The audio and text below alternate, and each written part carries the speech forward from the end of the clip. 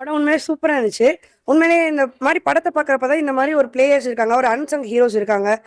நெறைய நம்மலாம் ஏன்னா நம்மலாம் இப்ப பொறந்தவங்க. அப்பலாம் என்ன பிரச்சனை இருந்துச்சு, எல்லாமே ஒவ்வொரு படம் மூலியமா நம்ம எல்லா சமுதாயத்துக்குமே எல்லாருக்குமே ரீச் ஆகும்.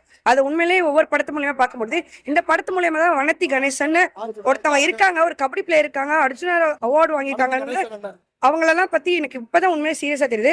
இது மாரி நெறைய நல்ல நல்ல படங்கள் வரணும். இந்த மாரி ஃபர்ஸ்ட் டே வந்து பார்த்தாலே ரொம்ப வொர்த்தா தெரிஞ்சுச்சு. உண்மையிலே நல்லா இருந்துச்சு. இது படமா பார்க்கும்போது ரொம்பவே எமோஷனலா இருக்கு அப்படின்னு சொல்றாங்க. இது நிஜத்துல நடந்தது நீங்க நினைச்சு பார்க்கும்போது எப்படி இருக்கு இது? உண்மையா நாங்கெல்லாம் ஒரு சோஷியல் ஆக்டிவிஸ்ட் தான். நாங்க வந்து இந்த சோஷியல் சர்வீஸ் பண்றப்ப உங்களுக்கே தெரியும். நாங்க நிறைய மக்களோட பயணிக்கிறோம்.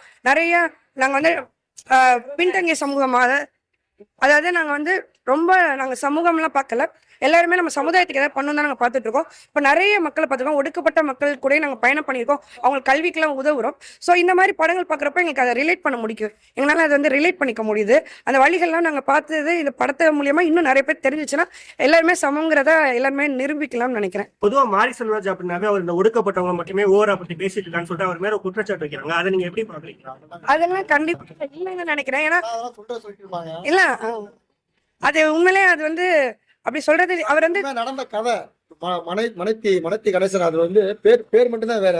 நிஜமா நடந்த உண்மையான கதை. ஒரு கபடி வீரரோட முக்கியமான ஒரு கதை. அவர் கதையை எடுத்து அப்படியே மாரி செல்வராஜ் பார்த்திருக்காரு. அப்ப வந்து நீங்க ஒரு கதையை பாக்குறீங்க, சின்ன வயசுல இருந்து ஒரு கதையை பாக்குறீங்க.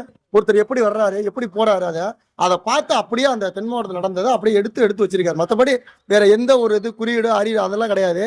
அவர் பார்த்த கதையை அப்படியே எடுத்திருக்காரு. நான் பாக்குறேன், ஒரு இஷ்யூவை பாக்குறேன், அதை எடுத்து அப்படியே படத்தை வைக்கிறேன், என் கதையை சொல்றேன், அவ்வளவுதான். மற்றபடி படம் வேற லெவலு. படம் அருமையா இருக்கு. அவர் வந்து அடிக்கடி இப்படி சொல்றாங்க. அது வந்து என்ன பொறுத்துக்கு அந்த கூற்று வந்து தப்பு தான் நினைக்கிறேன். ஏன்னா அவர் ஒவ்வொரு படத்துலையுமே உண்மையாக தான் சொல்றான்னு நினைக்கிறேன். இந்த படத்துலையுமே நம்ம எல்லாருமே ஒடுக்கப்பட்டவங்க தான் சொல்றாங்க. இப்பெல்லாம் நிறைய கமெண்ட்ஸ் நானும் பார்க்குறேன்.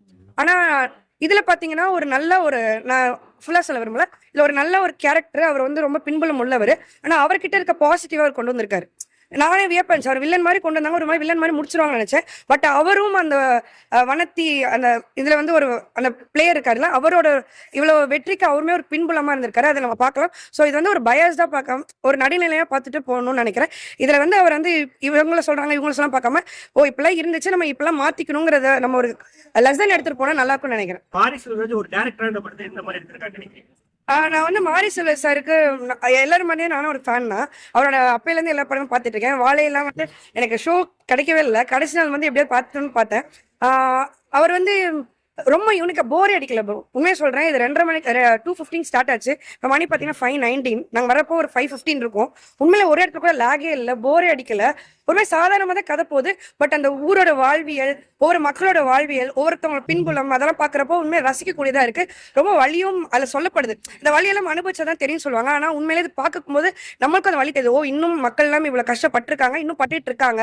அதுல நல்ல ஒரு வாக்கியம் இருக்கும். நீங்க பாத்தீங்கன்னா வேலி போடாத அளவுக்கு நம்ம ஓடிக்கிட்டே இருக்கணும்னு ஒரு நல்லா இருக்கும். அது உண்மையில எல்லாருக்குமே சமம் தான். எல்லாருமே சமம்ங்கிறது அடிக்கடி ஒரு படத்துல தெரியுது. உண்மையில நல்லா இருக்கு.